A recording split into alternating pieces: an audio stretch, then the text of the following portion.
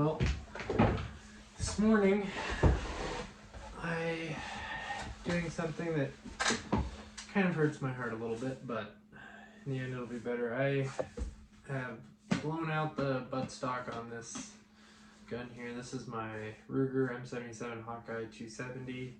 It is my absolute favorite gun. I've killed everything but a brown bear with it in the state of Alaska. I've killed sheep, mountain goat, moose, lots of things with it, and in my opinion, one of the best guns ever. But unfortunately, a lot of miles, a lot of mountain hiking, a lot of using it as a walking stick has ruined the buttstock on here, which I'm going to work on repairing. But for now, I just happen to have one of the skeletal stocks, the old Ruger lightweight skeletal stocks, off of a 338 of my brother's. So we're going to see if we can swap over to that for my 270, and that'll be my new stock for this gun. These stocks, took it off 338 because they just, man, these skeletal stocks with a higher caliber like that thump your shoulder just awful. So we took it off and put a Hogue stock on his 338, and now with this 270 they don't kick that bad. It should be actually pretty nice, so and a little lighter weight, which will be nice for when I do alpine hunts or goat hunts, sheep hunts, stuff like that. So yeah, we're gonna pull this thing apart, put the new stock on it, and we'll see how she feels. Gotta go grab a couple tools.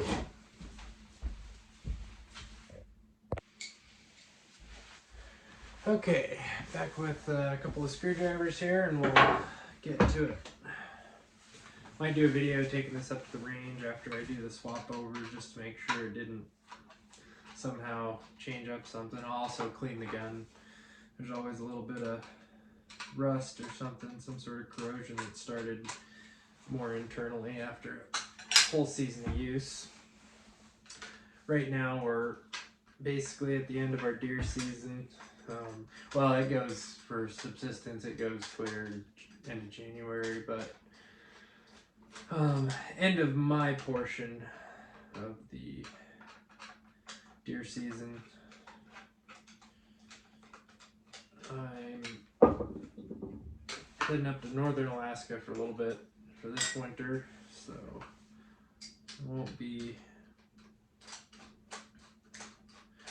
around a deer hunt late in the season. But this year it looks like right now I haven't seen conditions like this in a while. This early on, got dumped on with a bit of snow, and now we're starting to freeze real hard to keep the houses from freezing up. Alright, got these components off. Taking these apart's pretty easy. It's just 3 bolts, flathead screwdriver, and then there's your mag chamber, and boom, stock is off. Old stock. Always like putting a Leupold sticker on there because I own a lot of these same model of guns. I love the M77 Ruger Hawkeye, especially the Hawkeye models. They're a little lighter weight, and just I like the frosted barrel look. But clean this thing out a little bit, pull the bolt out, look down it. Yeah, there's a little bit of crud in there. I'll clean it out later. Yeah, these are awesome guns, awesome platform. They main reason we like them is because they have this 3-position safety on them. Kind of hard to see there, but they have 3 positions, so you can stick it on half, jack a bullet in, and then push it all the way to full and fire.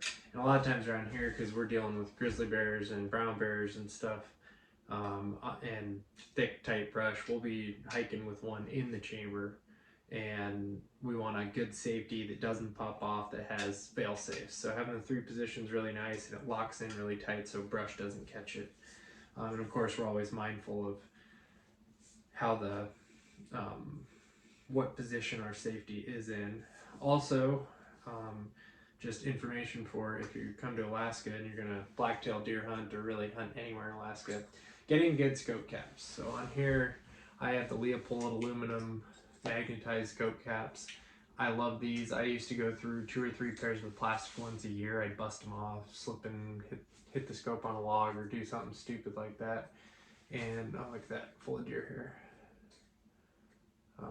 Anyways, yeah, it would be problematic for me. Always busting those off, and I got these aluminum ones about 10 years ago now, and they actually more than that, 14 years ago, and I've only had one set, and they work fantastic. So Leupold did a really good job there. And for like blacktail deer hunting, most hunting in Alaska, I just have a 3x9x40. On my 338, that's more of my long range gun. I have a 4x12, but that's as much as I really want to go.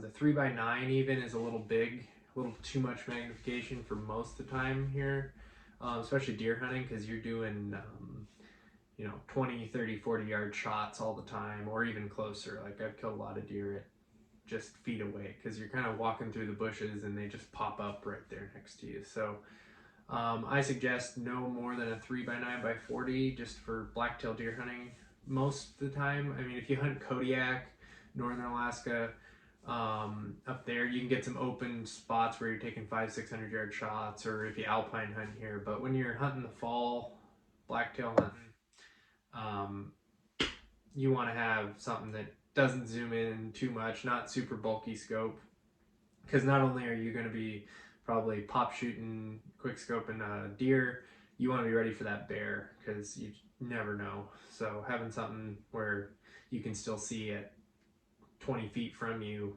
clearly through the scope is really nice.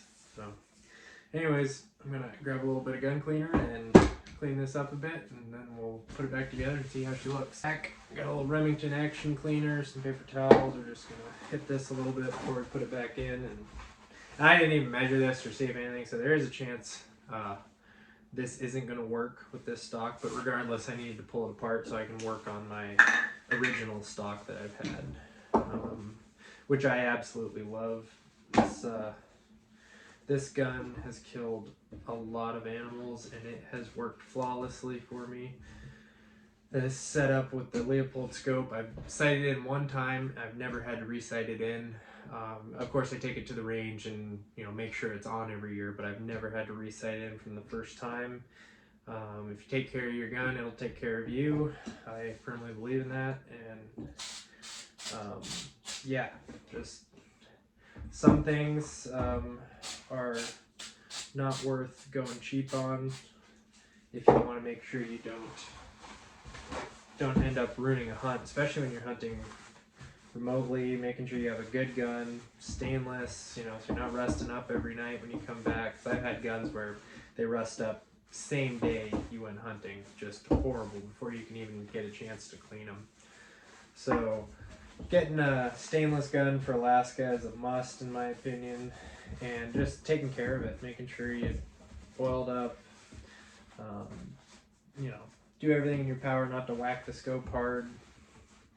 And yeah, having scope caps, good scope, really important.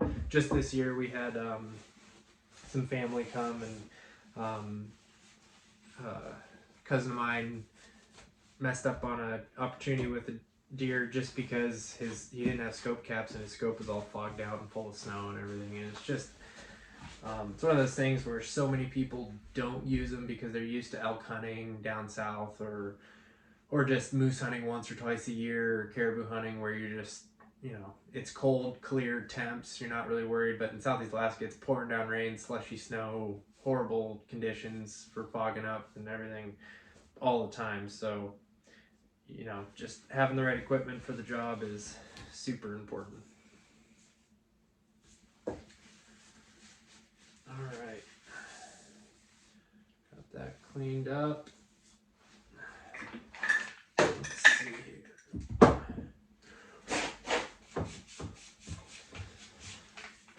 This stock's been sitting around for a long time now. Alright, let's see if she fits. Ooh, like a glove. Nice. Looks pretty good too. Got that old M77 all-weather look to it, an old Rugers. That's what I grew up hunting. Hunting with. My dad had a couple of those. He's had a 338 my whole life, all-weather. Just a fantastic gun. Love it. And which is why I have a 338. We also have some M77 models in 7mm mag, 30-06, 308. They're just a fantastic model, and I like to have extras because people are always coming hunting. I'm guiding them or taking them out. Well, I shouldn't say I'm guiding. I am not a I'm an assistant guide, but I am not a guide. I just take a lot of family and friends from in the state out hunting, so I say guiding, but I don't want to get myself in trouble there.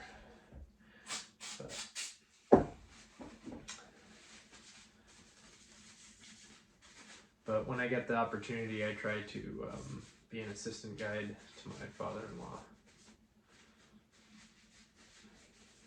Which, if you are looking for a Alaskan hunting adventure, whether it be blacktail hunting, goat hunting, brown bear hunting, black bear hunting, you should look up Game Creek Guides. That's my father-in-law's guiding outfit, and yeah, might get a chance to go hunting with me, or especially him, but if I get the opportunity to go on the hunt. So anyways, yeah, go ahead and check it out at Game Creek Guides. They're in, I don't have the information right now, but they're in a few of the outdoor sporting stuff, brokerages, so, and you can find them on social media. They also do halibut fishing and stream tours and that kind of stuff, so go ahead and check them out if you know you're coming to Alaska, and especially if you're coming to Southeast Alaska. So I live in a big cruise town. It's Hoona, Alaska, where most people who come on a cruise ship know it as Icy Strait Point. So if you look it up on your cruise destination, it's going to be under that name instead of names we're all used to. So let's see here. Got that. Gotta slide this back in. Okay,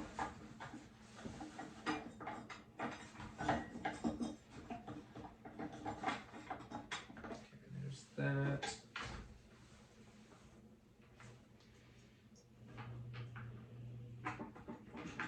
Make sure this all lines up good. Beautiful, beautiful.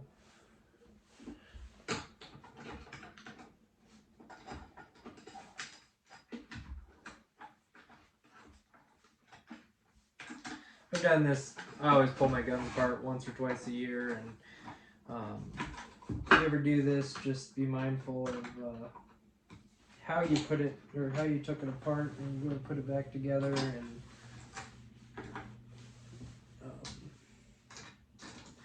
and I always recommend you go try and shoot your gun afterwards, just so you don't end up messing things up. And then you take it out for a hunt, and it ruins your hunt because you are off after that point. So we'll see. I might take it to the range once the temps warm up a little bit. We've been getting some pretty cold wind and stuff going on lately. So okay, let's see what's going on. Tip it up. Can't see down in there very well, so I'm trying to line this thing up. No, I see what's going on. There we go. No, sometimes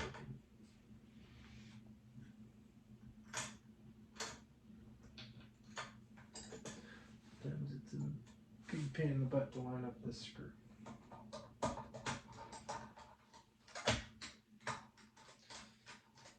Okay, there we go.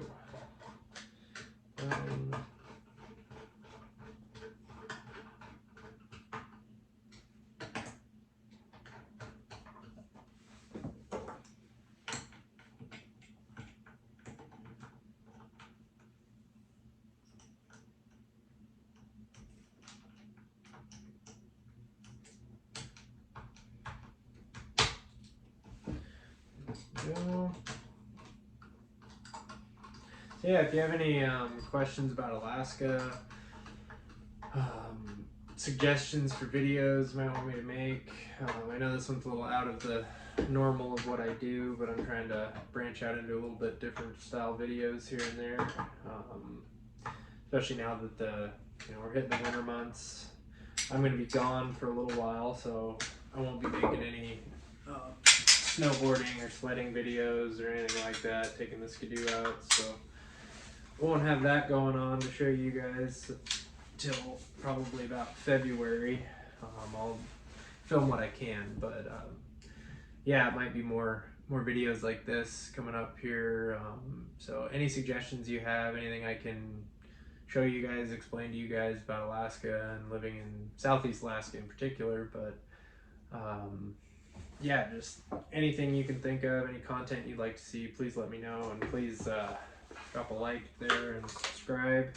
Helps out a ton, not only for hopefully growing this channel, but just, I love getting feedback. I love comment. I'll try and answer you back as quick as I can.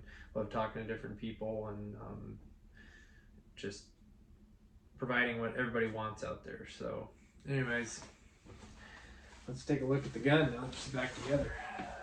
So looking pretty good. I always love the look of these skeletal stocks, so this will be pretty fun. A little bit lighter weight, a little bit different feel, but we'll see how we like it. So,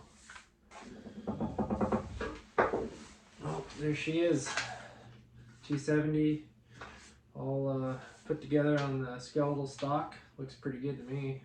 We'll see how I like the feel, how it does at the range, and yeah, hopefully I'll be getting a video of shooting this thing up the range here soon. So I'll let you guys know what I think, how it works. It is a little bit, because this came off 338, there is a little bit more of a gap right here where the end of the stock is between there and the barrel, so there's a little bit of flex movement in the stock. We'll see if that affects the shootability of it at all, but hopefully it will be just fine. So anyways, yeah, thanks for watching. Please like and subscribe. It really helps out.